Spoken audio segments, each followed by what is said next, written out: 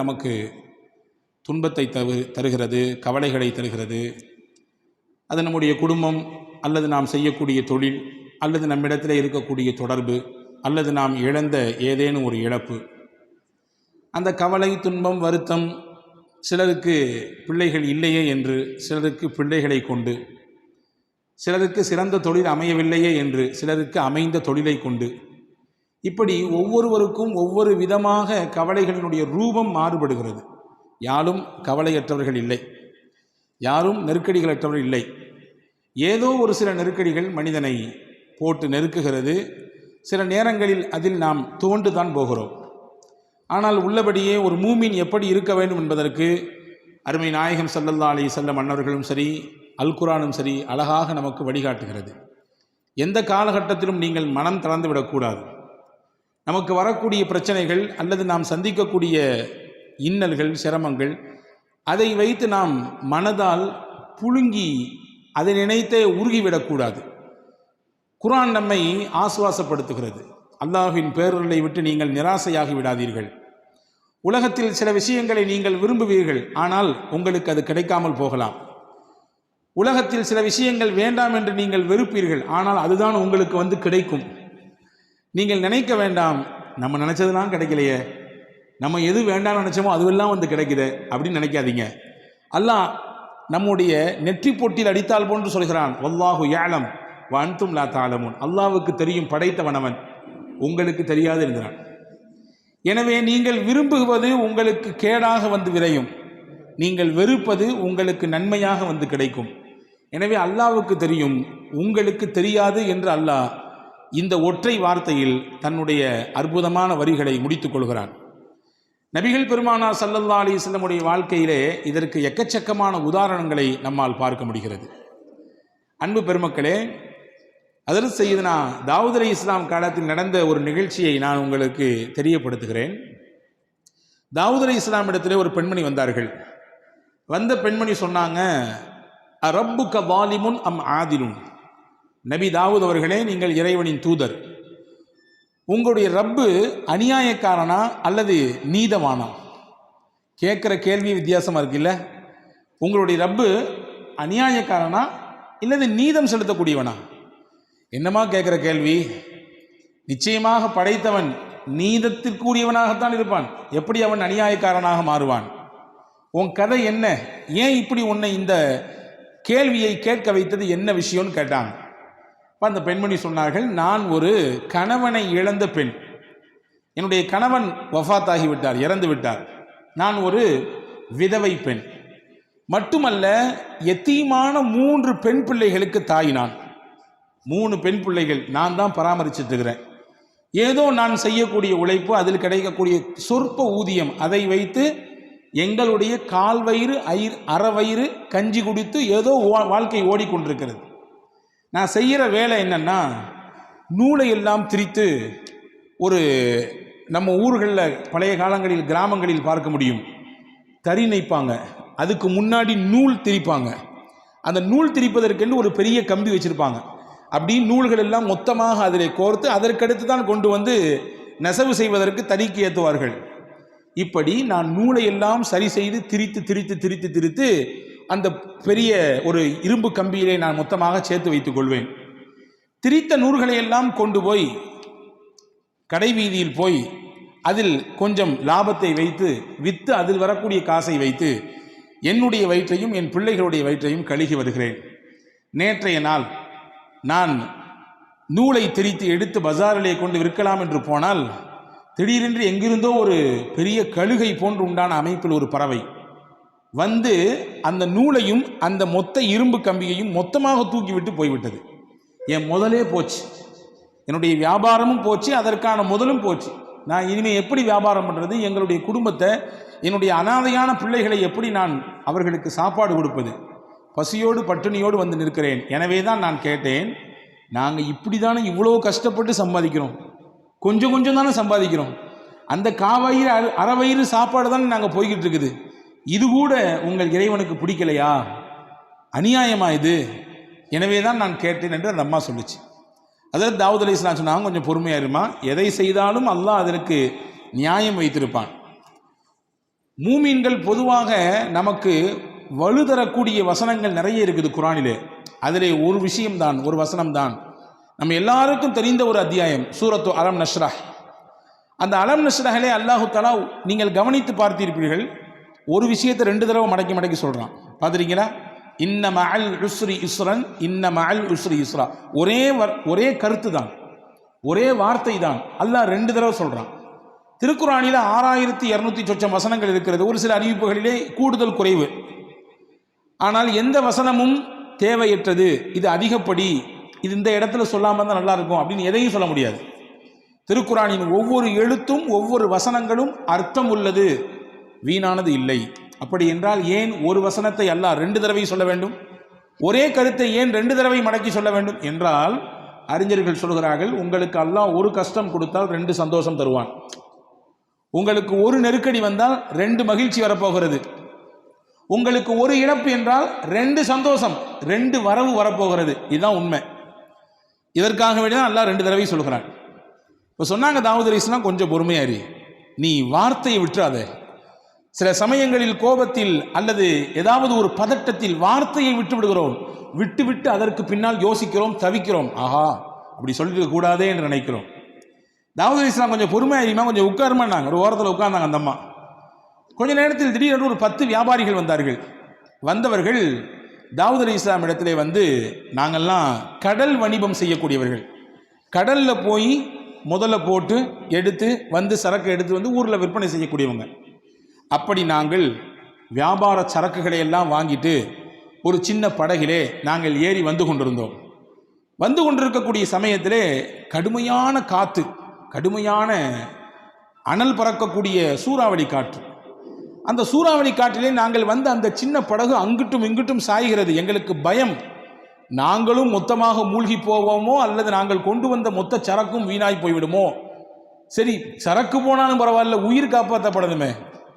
சரக்கு போனாலும் அடுத்து சம்பாதிச்சுக்கலாம், எங்க உயிர் போச்சுன்னா. உடனே நாங்கள் 10 பேரும் சேர்ந்து அல்லாஹ்விடத்திலே ஒரு நியத் செய்தோம். நதிர் என்று சொல்வார்கள் அரபியிலே. இதற்கு தமிழிலே புரிவதாக சொன்னால் நேரிச்சை. அல்லாஹ்விற்காகவே நாங்கள் நேரிச்சை செய்தோம். என்ன நேரிச்சை செய்தோம்? இறைவா, இந்த கஷ்டத்திலிருந்து எங்களை நீ காப்பாற்றி விட்டால், இந்த சிரமத்திலிருந்து எங்களை நீ மீட்டெடுத்து கொண்டு வந்து கரை சேர்த்தால், எங்களிலே தலைக்கு ஒருவர் 100 தங்க காசு, தலைக்கு 100 தங்க காசு என்ற வீதத்திலே 1000 தங்க காசுகளை உன்னுடைய பாதையிலே நாங்கள் சதகா செய்வோம் என்று நியத் செய்தோம். நியத் செய்து அல்லாஹ்விடத்திலே துவா செய்தோம். ஒன்றை நீங்கள் ஆழமாக எப்பொழுதுமே உள்வாங்கிக் கொள்ள வேண்டும். நம் மனதிலே எப்பொழுதும் இந்த வார்த்தை இருக்க வேண்டும். நாம் கேட்கிற எந்த துவாவும் வீணாகாது. வாழ்க்கையில் எந்த துவாவும் வீணாகாது. கிடைப்பதற்கு முன்பின் ஆகலாம். கிடைப்பதற்கு இந்த மாதம் கேட்டது அடுத்த மாதம், அல்லது இன்னும் 4 மாதம் கழிச்சு, அல்லது 1 வருஷம், அல்லது 4 வருஷம் கிடைக்கும். வீணாகாது, துவா வீணாகாது. நிச்சயமாக அல்லாஹ் அந்த துவாவிற்கு பதில் தருவான். ஏதோ ஒரு ரூபத்தில் தருவான். ஒன்று கேட்டதை கொடுப்பான், இல்லை என்றால் அந்த துவாவின் மூலமாக நமக்கு வர இருக்கிற ஆபத்தை பாதுகாப்பான். சொல்றி கேட்டிருக்கமா இல்லையா? நிமிஷத்துல என் தலையே போயிருக்கும். நிமிஷத்துல அந்த ஆக்சிடென்ட்ல நான் விழுந்திருப்பேன். 1 செகண்ட் தான், எப்படியோ தப்பிச்சேன். அது யாரோ செய்த துவா அல்லது நாம் வாழ்க்கையிலே முன்னால் செய்த துவா. துவா வீணாகாது. இந்த 10 பேரும் துவா செய்கிறார்கள், யா அல்லாஹ் எங்களை காப்பாற்றி விட்டால் நிச்சயமாக நாங்கள் தலைக்கு 100 திர்ஹம், 100 தங்க காசு என்ற வீதத்திலே 1000 தங்க காசுகளை உன்னுடைய பாதையிலே நாங்கள் சதக்கா செய்வோம். நீயத் செஞ்சுட்டா, நேர்ச்சி செஞ்சுட்டா செஞ்சிடணும், அதிலே மாற்றம் இல்லை. கிடைச்ச பின்னாடி கொஞ்சம் கம்மியாக கொடுக்கறது அல்லது கொஞ்சம் தாமதிக்கிறது அல்லது அது தவணையில் போடுறது, இதுவெல்லாம் தப்பு. நேர்ச்சை என்று செய்துவிட்டால் உடனடியாக அதை நிறைவேற்றிவிட வேண்டும். இது மார்க்கம் சொல்லக்கூடிய ஒரு சட்டம். இப்படி துவா செய்துவிட்டு கொஞ்ச நேரத்தில் பார்த்தோம், எங்கிருந்தோ ஒரு பெரிய பறவை வந்தது. அந்த பறவையினுடைய அழகிலே ஒரு பெரிய இரும்பு கம்பி வைத்திருந்தது. அந்த கம்பி நிறைய நூட்கள் சுத்தப்பட்டிருந்தது. கரெக்டாக நாங்கள் இருந்த அந்த கப்பலில், அந்த சின்ன படகிலே கொண்டு அது போட்டுவிட்டு போயிடுச்சு. எங்களுக்கு கிடைச்சது பெரிய பாக்கியமாக இருந்துச்சு. ஏன்னா நாங்கள் பயணித்தது ஒரு சின்ன படகு. அந்த படகிலே நங்கூரம் கூட இடுவதற்கு எங்களிடத்தில் எதுவும் இல்லை. அதை கொண்டு நாங்கள் கடலிலே நங்கூரமிட்டோம். அங்கும் இங்கும் ஆடிக்கொண்டிருந்த எங்களுடைய படகு ஆட்டமில்லாமல் நிசப்தமானது. எங்களை அல்லாஹ் பாதுகாத்தான். இதோ நாங்கள் கரை வந்து விட்டோம். இப்பொழுது நாங்கள் செய்த நேரிச்சையை நிறைவேற்ற வந்திருக்கிறோம்.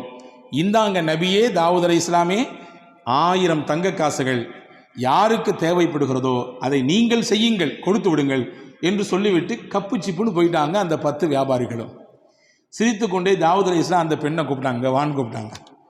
நீ தானே கொஞ்ச நேரத்துக்கு முன்னாடி வந்து அரப்புக்க வாலிமுன் அம் ஆதிலுன், உங்களுடைய ரப்பு அநியாயக்காரனா நீதவானா என்று நீங்கள் தானே கேட்டீர்கள்.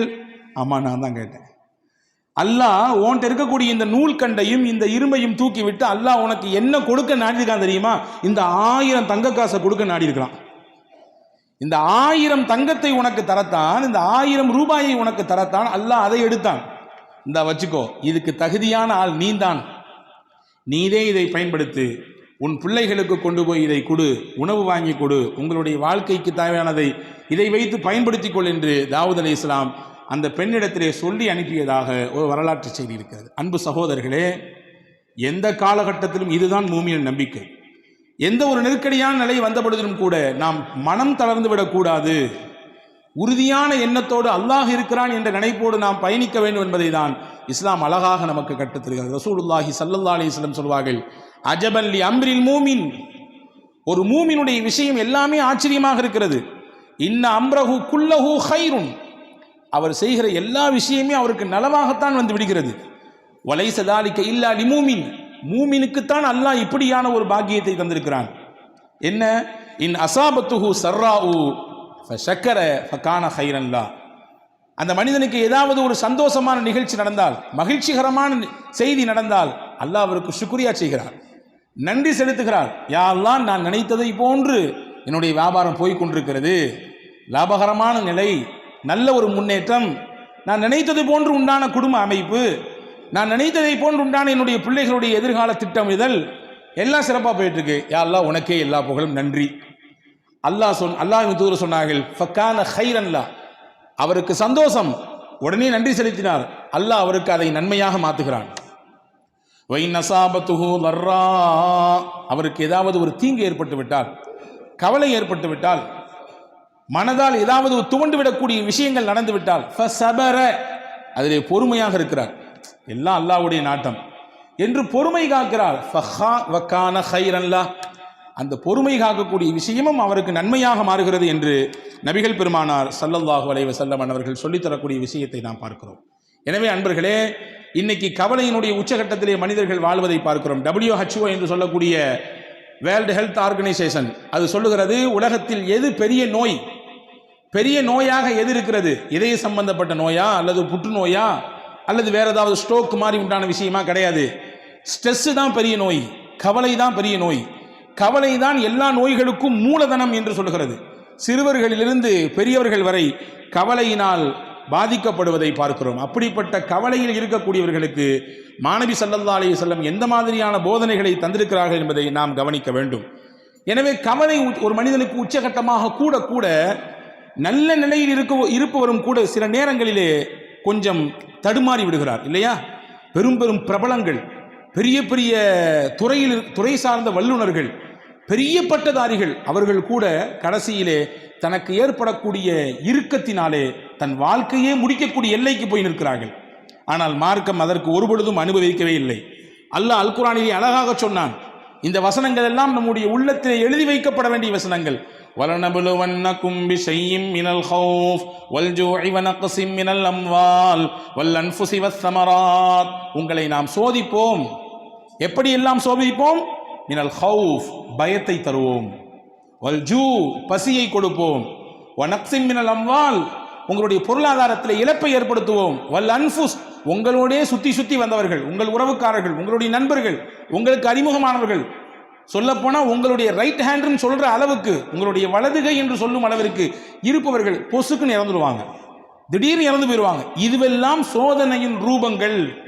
சொல்லிட்டு அல்லாஹ் சொல்றான், ஃபபஷ்ஷிரி ஸாபிரீன், யார் இதிலெல்லாம் அல்லாஹ் நம்மோடு இருக்கிறான் என்று பொறுமையோடு இருக்கிறார்களோ அவர்களுக்கு சுபசோபனம் சொல்லுங்கள் நபியே என்று அல்லாஹ் அல் குர்ஆனிலே நபிகள் பெருமானா ஸல்லல்லாஹு அலைஹி வஸல்லம் மூலமாக நமக்கு சொல்லித் தருகிறான். அன்பு சகோதரர்களே, இதுதான் நமக்கான ஒரு உற்சாக பானம். அதில் சையதத்துனா உம்மு சுலைம் ரலியல்லாஹு தஆலா அன்ஹா, சையதுனா அபூ தல்ஹா ரலியல்லாஹு தஆலா அன்ஹு, ரெண்டு சஹாபா, ஒரு சஹாபி ஒரு சஹாபிய பெண்மணி. அபூ தல்ஹா கணவர், உம்மு சுலைம் மனைவி, பேர் பெற்ற பெண்மணி. இவரும் சாதாரணப்பட்ட சஹாபி அல்ல, வரலாற்று சிறப்புக்க புகழ்பெற்ற சஹாபி இவர். ரெண்டு பேருமே நல்ல ஒரு முன்மாதிரியான தம்பதிகள். இவர்களுக்கு அல்லாஹ் ஒரு குழந்தையை கொடுத்தான். குழந்தை பிறந்து வளர்ந்து கொண்டிருக்கிறது. அபூ தல்ஹா வெளிநாடுகளுக்கு வியாபாரம் செல்லக்கூடியவர். அப்படி ஒரு நாள் வியாபாரத்துக்கு வெளிநாட்டுக்கு போனார். போயிருக்கக்கூடிய அந்த கேப்பில் பிறந்த குழந்தை வளர்ந்துட்டு இருக்கக்கூடிய காலகட்டத்தில் திடீர்னு அந்த பிள்ளைக்கு ஏதோ ஒன்று செஞ்சுது. அந்த குழந்தை இறந்து போச்சு. வியாபாரம்லாம் முடிச்சுட்டு திரும்பி ஊருக்கு வர்றாரு. ஊருக்கு வந்த உடனே தன்னுடைய மனைவி இடத்திலே வர்றாரு. கணவன் நீண்ட நாள் கழித்து வந்திருக்கிறார், வியாபாரம் முடித்து வந்திருக்கிறார். எடுத்த உடனே அவர்கிட்ட சோக செய்தியை சொல்லி அவருடைய அந்த மைண்டை அப்செட் பண்ண வேண்டாம் என்று நினைத்த உம்மு சுலைம் ரலியல்லாஹு தஆலா அன்ஹா கணவனுக்கு சிறப்பான முறையிலே உணவு ஏற்பாடு செய்து விருந்தோம்பல் செய்தார். செய்து முடித்துவிட்டு அன்றைய பொழுது தன்னை முழுவதுமாக சிறப்பாக அலங்கரித்து கொண்டு அன்றைய தினம் தன்னுடைய கணவனோடு இல்லறத்திலே இணைந்தார். இணைந்ததற்கு பிறகு ஒரு அழகான ஒரு கேள்வியை எடுத்து வைக்கிறார் மனைவி உம்மு சுலைம் ரலியல்லாஹு தஆலா அன்ஹா. உங்கள்கிட்ட யாராவது ஒருத்தர் அமானீதத்தை கொண்டு வந்து கொடுத்து கொஞ்ச நாளைக்கு பின்னாடி என் பொருளை தாங்க திருப்பி அப்படின்னு கேட்டால் நீங்களே வச்சுக்குவீங்களா? கேட்டவர் கேட்ட ஒன்று எடுத்து கொடுத்துருவீங்களா? என்னம்மா இது கேள்வி? அமானீதம் சொல்லி கொடுத்துட்டா உரியவங்க வந்து கேட்டால் கொடுக்க தானே செய்யணும். கொடுக்க மாட்டான், இது என்னோடது, நீங்கள் உங்களை யாருன்னு எனக்கு தெரியாது என்று சொன்னால் இது மோசடி அல்லவா? இது அநியாயம் இல்லையா? அக்கிரமம் இல்லையா? இதானே சரி? ஆமாம், இதான் சரி. உம்மு சுலைம் ரலியல்லாஹு தஆலா அன்ஹா தன்னுடைய கணவனிடத்திலே சொன்னார்கள், அல்லாஹ் நமக்கு அமானிதமாக பிள்ளையை தந்தான், கொடுத்தவனே எடுத்துக்கொண்டான். கொடுத்தவனே எடுத்துக்கொண்டான். நம்முடைய சக்தி எங்கே இருக்கிறது? அல்லாவின் சக்தியாச்சே. எனவே இன்னைக்கு எந்த குறையும் இல்லை, எல்லாம் பெர்ஃபெக்ட், 100%. கணவனுக்கும் எந்த பிரச்சனையும் இல்லை, மனைவிக்கும் எந்த பிரச்சனையும் இல்லை. குழந்தை ஏன் இல்லை? அல்லாஹ் நாடவில்லை, அவ்வளவுதான். இதுதான் உண்மை. எனவே நாம் புரியக்கூடாது நம் சக்தியின் மூலமாகத்தான் பிள்ளை, நம்முடைய ஆற்றல், நமக்கு இருக்கிறது ஆண்மை. இல்லை இல்லை இல்லை, கிடையவே கிடையாது. ஹஜ்ரத் உம்மு சுலைம் சொன்னாங்க, கொடுத்தவன் அல்லாஹ், அவனே எடுத்துக்கிட்டான் திருப்பி. அபூ தல்ஹா ஆடி போய் விட்டார். மறுநாள் காலில் போய் அழுதுகிட்டே கண் கலங்கிட்டே ரசூலுல்லாஹ்ட்ட போனார். யார் ரசூலல்லாஹ், செய்தியை கேட்டீங்களா? வெளியூருக்கு போயிட்டு வர்றதுக்குள்ள பிள்ளை இறந்து போச்சு. அது மட்டும் இல்லை, இந்த செய்தியை என் அந்த அம்மா எப்போ சொன்னாங்க தெரியுமா? எவ்வளோ தாமதித்து சொன்னாங்க தெரியுங்களா? எனக்கு வருத்தம் தானே இது என்று ஹஜ்ரத் அபூ தல்ஹா ரலியல்லாஹு அன்ஹு ரசூலுல்லாஹ்விடத்திலே சொன்ன பொழுது ரசூலுல்லாஹ் அழகாக ஒரு துவா செய்தார்கள். பாருங்கள், நபியினுடைய துவாவுக்குரிய சக்தியை பாருங்கள். அல்லாஹ் நமக்கு எடுத்த விஷயத்திலே நாம் கொஞ்சம் பொறுமையாக இருந்தால் தரக்கூடிய பிரதிபலன் நம்மை ஆச்சரியப்படுத்தும், நம்மை அப்படி மெய்சிலிருக்க வைக்கும். ரசூலுல்லாஹ் அழகா ஒரு துவா செஞ்சான். பாரக்கல்லாஹு ஃபீ காபிரி லைலத்திகுமா, அல்லாஹ் நீங்கள் நேற்று இரவிலே இணைந்தீர்களே அந்த இணைப்பிலே அல்லாஹ் பரக்கத் செய்வானாக. நீங்கள் இரவு நேற்று நீங்கள் கணவன் மனைவி இணைந்தீர்கள், அந்த இணைப்பில் அல்லாஹ் பரக்கத் செய்வானாக. அல்லாஹ் பரக்கத் செய்தான். அழகான ஒரு குழந்தை பிறந்தது. அந்த குழந்தைக்கு ஹஜ்ரத் ரசூலுல்லாஹ் தான் பேர் வச்சாங்க, அப்துல்லான்னு. வரலாற்று எழுதுகிறார்கள், அந்த அப்துல்லாவுக்கு பிறந்த எல்லா பிள்ளைகளுமே சீதேவியாக வாழ்ந்தாங்க. பெரிய கல்வியாளராக, குரானிலே மிகப்பெரிய தேர்ச்சி பெற்றவர்களாக, ஞானவான்களாக, மிகப்பெரிய செல்வாக்கு மிக்கவர்களாக அவர்கள் வாழ்ந்தார்கள் என்பதாக வரலாற்று குறிப்புகள் இருக்கிறது. அப்போ அல்லாஹ் ஒரு விஷயத்தை எடுக்கிறான்னா நம்ம கலங்கக்கூடாது, நம்பிக்கை இழந்துடக்கூடாதுங்கிறத ரப்புல் ஆலமீன் அல்லாஹு தாலா எவ்வளவு அழகாக நமக்கு எடுத்து வைக்கிறான். அதாவது சையதத்துனா ஆயிஷா ரலியல்லாஹு தஆலா அன்ஹா வரலாற்றில் நீங்கள் தெரிந்து கொள்ள வேண்டிய முக்கியமான செய்தி இது. திருக்குரானிலே 100 என்ற ஒரு அத்தியாயம் இருக்கிறது. நிச்சயமாக நாமும் படிக்க வேண்டும், வீட்டிலே இருக்கக்கூடிய பெண்களுக்கெல்லாம் படிப்பிக்க வேண்டும். அற்புதமான அத்தியாயம். அதில் சையதுனா உமர் ரலியல்லாஹு அன்ஹு சொன்னார்கள், அல்லிமூ நிசாக்கும் சூரத்தன் நூர், உங்கள் வீட்டிலே இருக்கக்கூடிய பெண்களுக்கெல்லாம் சூரா நூரை சொல்லிக் கொடுங்கன்னா. பெண்களுக்கு தேவையான அத்தனை விஷயங்களையும் அல்லாஹ் சொல்லுகிறான். எங்க ஹஜ்ரத் ஓதுறதே பெருசா இருக்குது, எங்கிட்டு போய் அதுலேருந்து படிச்சு கொடுக்குறது, அதுலேருந்து இல்லை கருத்தை எப்படி உள்வாங்கிக் கொள்வது, அவ்வளவு செய்திகள் இருக்குது. சின்ன சூறா தான். ஒவ்வொரு வீட்டிலும் இருக்கக்கூடிய பெண்கள் வாசிக்க வேண்டிய, பெண்கள் உள்வாங்கக்கூடிய, பெண்கள் தங்கள் வாழ்க்கையில் செயல் வடிவம் கொடுக்க வேண்டிய விஷயங்களை அல்லாஹ் அதிலே பதிவு செய்கிறான். அதிலே முக்கியமான ஒரு செய்தி இருக்கிறது. இஃப்கா ஆயிஷா என்று சொல்வார்கள். அல்லாஹு தாலா அதில் சையதுனா முஹம்மது ரசூலுல்லாஹி ஸல்லல்லாஹு அலைஹி வஸல்லம் உடைய துணைவியார் விஷயத்திலே ஏற்பட்ட ஒரு அவதூறு, அந்த அவதூறை களைவதற்காக வேண்டி அல்லாஹ் ஒரு 10 வசனத்தை தந்தான். என்ன அவதூறு? நான் பலமுறை உங்களுக்கு சொல்லியிருக்கிறேன், ஞாபகம் இருக்கலாம். நான் ஒரு கோடு மட்டும் போட்டு காட்டுகிறேன். போருக்கு போய் திரும்பி வரக்கூடிய நேரத்தில் எல்லாரும் போய்விட்டார்கள். ஹஜ்ரத் ஆயிஷா அம்மா மட்டும் சுய தேவையை முடிச்சுட்டு வர்றதுக்குள்ளார எல்லாரும் காலி. கடைசியில எல்லாத்தையும் பார்க்கறதுக்காக நியமிக்கப்பட்டவர், ஏதாவது தவறவிடப்பட்டதா என்பதை பார்ப்பதற்கு நியமிக்கப்பட்ட சஃப்வான் மட்டும்தான் இருந்தார். ரசூலுல்லாஹி ஸல்லல்லாஹு அலைஹி வஸல்லம் அன்பு தோழர் சஹாபி ரலியல்லாஹு அன்ஹு. இவங்க ஆயிஷா அம்மாவை கண்டு ரசூலுல்லாஹ்வுடைய துணைவியார் என்பதை உறுதி செய்து தான் வந்த ஒட்டகையை அமர்த்தி வைத்து அதில் மேலே ஆயிஷா அம்மாவை உட்கார வச்சு கீழே பிடிச்சிட்டு நடந்து வந்தாங்க. ஒட்டகத்தினுடைய கயிறை பிடித்து கொண்டு நடந்து வந்தார்கள். மதீனாவுக்குள்ள என்ட்ரி ஆகும்போது முனாஃபிக்கின்கள்லாம் லட்டு சாப்பிட்ற மாதிரி இருந்துச்சு இந்த நிகழ்ச்சி, அல்வா சாப்பிட்ற மாதிரி. என்ன, எல்லாரும் போயாச்சு, முகமது ரசூலுல்லாஹ்வுடைய துணைவியார் மேலே உட்கார்ந்துருக்காங்க, கீழே வர்றது ஒரு அந்நிய ஆண் சஃப்வான். இதை அப்படி முடிச்சு போட்டு, பொதுவாகவே தானே இயல்பு தானே, நல்ல விஷயம் ஸ்லோவாக போகும், அதே கெட்ட விஷயம் அப்படி தாறுமாறா பரவும் இல்லையா, தீயா பரவும். இப்படி தீயாக பரவியது மதீனா முழுக்க. நாயகத்தின் துணைவியார் அன்னை ஆயிஷாவையும் ஹஜ்ரத் சய்யிதுனா சஃப்வான் ரலியல்லாஹுவையும் இணைத்து தப்பு தப்பாக பேச்சு. அல்லாஹ் இந்த நிகழ்ச்சி நீண்ட பட்டியல். அல்லாஹ் இதில் யாரெல்லாம் பங்கெடுத்தார்களோ அவர்களுக்கெல்லாம் உலகத்திலும் சோதனையை கொடுத்தான், ஆகிரத்திலும் நிச்சயமாக அதற்கான வேதனை உண்டு என்று குர்ஆனிலே சொன்னான்.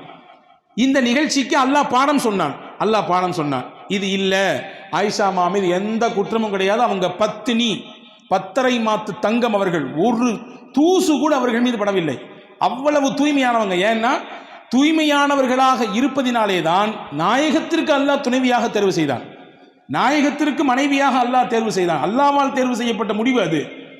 எனவே அவர்கள் 100% தூய்மையானவர்கள் அப்படிங்கிறத அல்லாஹ் குர்ஆனிலே 10 வசனங்களை கொடுத்து சொன்னான். இதுல என்ன செய்தினா, இந்த வசனங்களை துவங்கும் போது அல்லாஹ் துவங்குறான் பாருங்க. இன்னல்லதீன ஜாஊ பில் இஃப்கி உஸ்பத்தும் மின்கும் லா தஹ்ஸபூஹு ஷர்ரல் லக்கும் பல் ஹுவ கைருல் லக்கும். நபியே, அவதூறாக உங்கள் துணைவியாரின் மீது இட்டுக்கட்டி தேவையில்லாத பழிகளை சுமத்தி கொண்டு சில மக்கள் இந்த தெருவிலே ஊரிலே நடமாடி கொண்டிருக்கிறார்கள். லா தஹ்ஸபூஹு ஷர்ரல் லக்கும், இதை தீங்கு கெடுதி என்று நீங்க நினைக்காதீங்க. பல் ஹுவ கைருல் லக்கும், இது நன்மைன்றான், இது நல்லதுன்றான். எப்படிங்க நன்மை? ரசூலுல்லாஹ்வுடைய குடும்பத்தின் மீது இப்படி பழி சுமத்திட்டாங்க, பொறுக்குமா? நமக்கு தாங்குமா? தாங்காது. அல்லாஹ் சொல்றான் நன்மை. எப்படி நன்மை தெரியுமா? நாயகம் இருக்கும் காலத்திலேயே இந்த நிகழ்ச்சி நடந்தது. எனவே அல்லாஹ் அருள் வசனங்கள் இறக்கி உண்மைப்படுத்திட்டான், தூய்மைப்படுத்திட்டான். எந்த பிரச்சனையும் கிடையாது, 100% ரொம்ப தூய்மையானவர்கள் அப்படிங்கிறத அல்லாஹ் குர்ஆனின் மூலமாக நிரூபித்தான். இந்த குர்ஆன் நபியின் காலத்திலே இறங்கியது அந்த வசனம். இன்னைக்கு நம்ம பேசுறோம், நாளைக்கு பேசுவாங்க, 10 வருஷம் கழிச்சு பேசுவாங்க, 100 வருஷம் கழிச்சு பேசுவாங்க. உலக அழிவு நாள் வரை நாயகத்தினுடைய துணைவியார் தூய்மையானவர்கள் என்றதை பேசிக்கொண்டே இருப்பார்கள். வச்சுக்கங்களேன், ஒரு சின்ன கற்பனை. இதே நிகழ்ச்சி நாயகத்தின் வஃபாத்துக்கு பின்னால் நடந்திருந்தால், நாயகத்தினுடைய ஹயாத்துக்கு பின்னால் நடந்திருந்தால், அது இல்லைங்கிறத ப்ரூஃப் பண்ணிடலாம், வேற விஷயம். ஆனா குர்ஆன் வந்திருக்கிறாங்க. குர்ஆனினுடைய வசனம் யாரோடு முடிந்து போனது? நாயகத்தோடு முடிந்து போனது. ரசூலுல்லாஹ்வுடைய ஹயாத்தோடு அவர்களுடைய முடிவு குர்ஆனும் கத்தம் ஆயிடுச்சு. வஹி வராது. வஹி வரக்கூடிய காலத்திலேயே இந்த ஒரு செய்தி நடந்து, இப்படிலாம் கிடையாது, 100% பியூர், உங்க வீட்டு துணைவியார்கள் எல்லாம் அவ்வளவு தூய்மையானவர்கள் அப்படிங்கிறத அல்லாஹு தாலா அருமையான முறையிலே இங்கே உலக மக்களுக்கு பறைசாட்டினான். எனவே இது நன்மை தான், தீமைன்னு நினைக்காதீங்கன்னு அல்லாஹ் சொன்னான். அன்பர்களே, நாம் பார்க்கக்கூடிய விதத்தில் தான் இருக்கிறது. நமக்கு வரக்கூடிய விஷயங்கள் எப்படியானது என்பதை நாம் பார்க்கிற விஷயத்தில் தான் இருக்கிறது. கொஞ்சம் நமக்கு ஏற்படக்கூடிய சிரமங்களில், கஷ்டங்களில் கொஞ்சம் பொறுமையாக இருந்தால் அல்லாஹ் அதற்கு மிகச்சிறந்த பகரத்தை தருவான். ஒரு நிகழ்ச்சியை சொல்லுகிறேன் பாருங்கள். அபூ தல்ஹா ரலியல்லாஹு தஆலா அன்ஹு என்ற ஒரு சஹாபி, நபி ஸல்லல்லாஹு உம்மு சலமா ரலியல்லாஹு தஆலா அன்ஹா, அபூ சலமா ரலியல்லாஹு தஆலா அன்ஹா, இவங்க 2 பேரும் கணவன் மனைவி. அதே நேரத்தில் சிறந்த கணவன் மனைவி. சிறந்த கணவன் மனைவி ஏன் சொல்றேன்னா, நாயகத்திரத்தில் என்னெல்லாம் கேட்டாங்களோ அதெல்லாம் ரசூலுல்லாஹ்ட்ட கேட்ட விஷயத்தை அப்படியே மனைவிட்டு அப்படி ஒப்பிச்சிருவாங்க. நல்ல விஷயத்தை ஷேர் பண்ணிக்குவாங்க. இன்னைக்கு எதெல்லாமோ பேசுகிறோம், எங்கெங்க உள்ள விஷயத்தெல்லாம் பேசுகிறோம், குடும்ப விஷயத்தை எடுத்து பேசுகிறோம், மற்ற விஷயங்களை, நல்ல விஷயங்களை நாம் நம்முடைய துணைவியார்களோடு பகிர்ந்து கொள்கிறோமா, அதற்கு குடும்பத்தில் நேரம் வைத்திருக்கிறோமா என்றால் பல நபர்களுக்கு கேள்வியிலே இல்லை என்று தான் வருகிறது, இல்லையா? ஹஸரத் அபூ சலமா நபியிடத்தில் கேட்ட விஷயத்தெல்லாம் ஷேர் பண்ணுவாங்க. அப்படி ஒரு நாள் ஒரு விஷயம் சொன்னாங்க. ரசூலுல்லாஹ் இன்னைக்கு ஒரு செய்தி சொன்னாங்க. என்ன தெரியுமா சொன்னாங்க? யாருக்கு அல்லாஹ் ஒரு சோதனையை தந்து அந்த சோதனையிலே அவர் பொறுமையாக இருந்து இன்னா லில்லாஹி வ இன்னா இலைஹி ராஜிஊன். சோதனைனா இழப்பாக இருக்கலாம், கஷ்டமாக இருக்கலாம், நெருக்கடியாக இருக்கலாம், எதாக இருந்தாலும் இருக்கலாம். இன்னா லில்லாஹ் சொல்லிட்டு ஒரு துவா சொன்னார். என்ன துவா? அல்லாஹும்ம அஜிர்னி ஃபீ முஸீபதி வக்லிஃப்னி கைரம் மின்ஹா. யா அல்லாஹ், எனக்கு இந்த இழப்பு ஏற்பட்டிருக்கு, இந்த கஷ்டம் ஏற்பட்டிருக்கு, இதுக்கு நீ தான் கூலி தரணும், நான் இழந்ததை விட சிறந்த பகரத்தை நீ எனக்கு தரணும் என்று ஒருவர் துவா செய்தால் அல்லாஹ் அவருக்கு ஏற்பட்ட இழப்புக்கும் கூலி கொடுப்பான், அவர் இழந்ததை விட மிகச்சிறந்ததையும் கொடுப்பான் அப்படின்னு ரசூலுல்லாஹ் சொன்னாங்கம்மா அப்படின்னு சொல்லி ஹஜ்ரத் அபூ சலமா உம்மு சலமா ரலியல்லாஹு இடத்திலே சொல்லி கொடுத்தாங்க. இது ஒரு செய்தி. கொஞ்ச நாள் கழிஞ்சது, உஹது யுத்தத்துக்கு போனாங்க அபூ சலமா. அவருக்கு ஒரு சின்ன காயம் பட்டுச்சு, திரும்பி வந்தாங்க, அந்த காயமே பெருசாகி கடைசியில் அதுவே மூத்துகளை போய் விட்டுடுச்சு, இறந்துட்டாங்க. அப்படி ஒரு அந்யுன்யம். அவர்களின் வரலாற்றை நீங்கள் வாசித்தால் கண்ணீர் தொட்டு தான் பக்கங்களை திருப்ப வேண்டும். ஒரு குடும்பமே சேர்ந்து இந்த மார்க்கத்திற்காக தியாகம் செய்த ஒப்பற்ற குடும்பத்திற்கு சொந்தக்காரர்கள், கணவன் மனைவி சின்ன பிள்ளை, அவ்வளவு சிறப்பான ஒரு வரலாற்றுக்கு சொந்தக்கார பெண்மணி. கணவன் இறந்துட்டாங்க, தன்னந்தனியாக மதினா நிற்கிறாங்க, குடும்பம் கிடையாது, உறவு கிடையாது, யாரும் இல்லை. இப்போ அந்த அம்மாவுக்கு வரக்கூடிய சிந்தனை தான் கணவன் சொல்லி கொடுத்த அந்த ஹதீஸ் ஞாபகத்துக்கு வந்துச்சு. ஞாபகத்துக்கு வந்தவொடனே அந்த அம்மா அந்த ஹதீஸை அதை ஞாபகப்படுத்தி மறுபடியும் இன்னா லில்லாஹ் சொல்லிட்டு அல்லாஹும்ம அஜிர்னி ஃபீ முஸீபதி வக்லிஃப்னி கைரம் மின்ஹா இந்த துவா ஓதிட்டு சொன்னாங்க, ஐயு ரஜுலி கைரும் மின் அபீ சலமா. அபூ சலமா எனக்கு அப்படி ஒரு கணவர், அவரை மாதிரி உண்டா? அவர் இப்போ நான் இழந்துட்டேன், அவருக்கு நிகராக அல்லது அவரை விட சிறந்தவராக எப்படி யார் எனக்கு கணவராக வர முடியும் என்ற ஒரு ஆற்றாமையில் அந்த அம்மா வெளிப்படுத்தினாங்க. அந்த வார்த்தையை வரலாற்றில் எழுதுறாங்க. அந்த அம்மா சொல்லிட்டு சொன்னாங்களாம், என்றாலும் ரசூலுல்லாஹ் சொல்லியிருக்காங்க, அதில் 100 இல்லை 1000 லட்சம் அர்த்தம் இருக்கும், நான் அல்லாஹ்வுக்காண்டி பொறுமையாகிறேன். அப்படியே வரலாற்றின் பக்கங்களுக்குள்ளே போனால் கொஞ்ச நாளைக்கு பின்னாடி ஹஜ்ரத் அபூபக்கர் ரலியல்லாஹு பொண்ணு கேட்டாங்க. அபூ சலமா உம்மு சலமாவை மாட்டேன்ட்டாங்க. உமர் ரலியல்லாஹு பொண்ணு கேட்டாங்க, மாட்டேன்ட்டாங்க. கொஞ்ச நாள் கழிச்சு ரசூலுல்லாஹ்வே வந்து பொண்ணு கேட்டாங்க, உங்களை நான் நிக்கா செய்ய ஆசைப்படுறேன். நிக்கா செஞ்சுக்கிட்டாங்க. அன்பு சகோதரர்களே, அந்த அம்மா சொன்ன அந்த வார்த்தைக்கு அல்லாஹ் நிச்சயமாக நம்மை கைவிட மாட்டான், சிறந்த பகரத்தை தருவான். இழப்பு தான், ஈடு செய்ய முடியாத இழப்பு தான், கஷ்டம்தான், பொறுத்து கொள்ள முடியாத கஷ்டம்தான். என்றாலும் ரசூலின் வார்த்தைக்கு நான் முக்கியத்துவம் கொடுக்கிறேன், நிச்சயமாக நான் பொறுமையாக இருக்கிறேன் என்று சொன்னதற்கு அல்லாஹ் கொடுத்த கூலி நபியவே கணவனாக அல்லாஹ் மாற்றி கொடுத்தான். இப்போ நபியை விட உலகத்திலே சிறந்தவர் உண்டா? அபூ சலமாவை விட மிஞ்சியவராச்சே பெருமானார் ஸல்லல்லாஹு அலைஹி வஸல்லம். எனவே வாழ்க்கையில் தன்னம்பிக்கை ஒருபொழுதும் இழந்துவிடக்கூடாது. சிரமங்கள் கஷ்டங்கள் வருகிற சமயத்தில் எப்படி ஒரு மனிதன் அதை கையாள வேண்டும், எப்படி தன்னுடைய வாழ்க்கைக்கு அதை அடுத்த கட்டத்துக்கு நகர்த்தி செல்ல வேண்டும், மொத்தமாக மனதால் துவண்டு எதையெல்லாமோ கற்பனை பண்ணிட்டு இப்படிலாம் நடந்துருமா, இப்படிலாம் நடந்துருமா என்று யோசித்து கடைசியில் இருக்கிற வாழ்க்கையை நாம் சூனியமாக்கி கொள்ளக்கூடாது என்பதை மார்க்கம் அழகாக சொல்லித் தருகிறது. ஒரு 10 வயது சிறுவன் நடந்த உண்மை சம்பவம். அந்த சிறுவனுக்கு உடலிலே ஒரு பாதிப்பு. தாய் அழைத்து கொண்டு போகிறார். மருத்துவரிடத்தில் போய் எல்லாம் விசாரிச்சா கடைசியில் மருத்துவர் சொல்லியிருக்காங்க, புள்ள புற்றுநோயால் பாதிக்கப்பட்டிருக்காரு. அந்த அம்மாவால் தாங்க முடியல. எப்படி தாங்க முடியும்? 10 வயசு குழந்தைக்கு இப்படி ஒரு பிரச்சனைன்னா. பையன் வெளியே வந்தவனை கேட்டான், என்னம்மா எனக்கு பிரச்சனைன்னு. அம்மா சொல்லிச்சு, ஒன்றும் இல்லைடா தம்பி, உன் உடம்புல கொஞ்சம் பூச்சி இருக்காமா, வேற ஒன்றும் இல்லை அப்படின்னு சொல்லிச்சு. அந்த பையனுக்கு ஒரு இயற்கை பழக்கம் இருந்துச்சான், வீடியோ கேம் விளையாடுவான், எதையாவது ஷூட் பண்ணிக்கிட்டே இருப்பான். 6 மாதம் எந்த பிரச்சனையும் இல்லை. 6 மாதம் கழித்து மறுபடியும் ஹாஸ்பிட்டலுக்கு வர்றான். வந்த உடனே டாக்டருக்கு ஆச்சரியம், என்ன மிராக்கலாக இருக்குது, ஆச்சரியமாக இருக்குது, எந்த பிரச்சனையுமே இல்லை, எல்லாம் பியூராக இருக்கிறான் பையன், ஒரு புற்று கூடிய அந்த அடையாளமே தெரியலையே அப்படின்னு. அப்போ வெளியே வந்தோன்னு அம்மா கேட்டுச்சான், என்னடா தம்பி செஞ்ச நீ அப்படின்னு. நீ தான் சொன்னாலம்மா என் உடம்புல வந்து பூச்சி இருக்குன்னு. நான் வீடியோ கேம் விளாடும் போதெல்லாம் ஷூட்டிங் பண்ணுவேன், ஷூட்டிங் பண்ணும்போது நினச்சிக்குவேன், அந்த என் உடம்புல இருக்கக்கூடிய அந்த பூச்சியை நான் சுடுறேன், அந்த பூச்சியை நான் சுடுறேன் என்று ஒவ்வொன்றாக நினைத்து சுட்டேன் என்று அந்த பையன் சொன்ன பொழுது தாய் உணர்ந்ததாம், எவ்வளவு பெரிய ஒரு வார்த்தை, ஒரு நம்பிக்கை அவனுடைய உடம்பிலே மிகப்பெரிய மாற்றத்தை தந்திருக்கிறது என்று. எனவே அல்லாஹ் இருக்கிறான், எந்த கட்டம் வந்தாலும், எந்த சிரமங்கள் வந்தாலும், எவ்வளவு பெரிய நெருக்கடிகள் கவலைகள் வந்தாலும் அவன் இருக்கிறான் நம்மோடு என்ற எண்ணத்தோடு வாழ்க்கையில் நாம் பயணித்தால் எவ்வளவு பெரிய விஷயங்களையும் எதிர்கொள்ளக்கூடிய சக்தியையும் ஆற்றலையும் வல்ல அல்லாஹ் நமக்கு தருவான் என்பதை தான் மேலே கூறிய நிகழ்ச்சிகளும் நாயகத்தினுடைய வார்த்தைகளும் நமக்கு சொல்லித் தருகிறது. வல்ல அல்லாஹ் அப்படிப்பட்ட உயர்ந்த நற்பாக்கியத்திற்குரிய சிந்தனையோடு வாழக்கூடிய நற்பாக்கியத்தை உங்களுக்கும் எனக்கும் எல்லா மக்களுக்கும் அல்லாஹ் வழங்கல் புரிவானாக. ஆமீன். வாஹிரு தஅவானா அல்ஹம்துலில்லாஹி ரப்பில் ஆலமீன். அஸ்ஸலாமு அலைக்கும்.